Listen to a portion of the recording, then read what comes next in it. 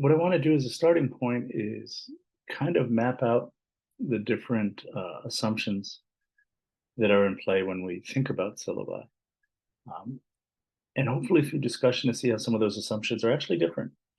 Those differences can be disciplinary, they can be based on um, various perspectives about syllabi design.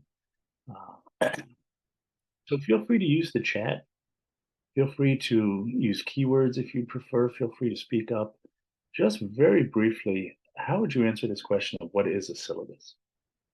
Very nice so far. You can see the first comments about um, encapsulating details. Right? But I think this point about setting the tone is also one we're going to get to shortly. And then also this idea that the syllabus is an agreement. And sometimes we can view it, or it is viewed as a legalistic document. And I think this idea of agreement is a very nice one. Let's go to the next slide real quick. Norms for the classroom, absolutely the sort of content that's expected in the classroom beyond just the topical content. Let's pull a couple words out from this as a definition. Are there any words that stand out? Tone, expectations, guiding, interaction. Fantastic, right? We've already seen tone come into play in terms of people's summary so far. Guide also, resources. I think what this does is in some ways connect some of the themes that the separate definitions have been putting on the table. This idea of tone, norms, expectation, interaction, conduct in the classroom. And I hope what this can highlight right from the beginning are some of the different assumptions we have as faculty that design syllabi, and some of the different understandings we put into making them as a document to shape what happens in a classroom. All right, let's see the next slide, please. And this is sort of a list of standard expectations.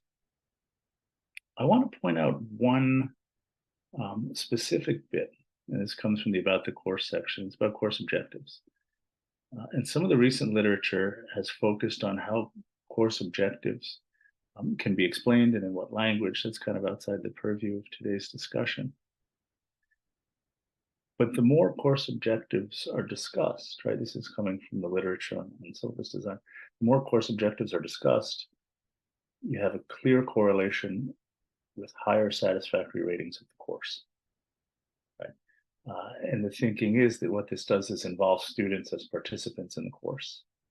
It takes the syllabus outside of this space of kind of quasi-legalistic document framework, if you like, and puts it into a space of interaction. So the more it's reiterated through lecture, how the particular content, whether it's things that students are doing on their own or in the context of the classroom, connects to the course itself, you begin to see escalating student satisfaction.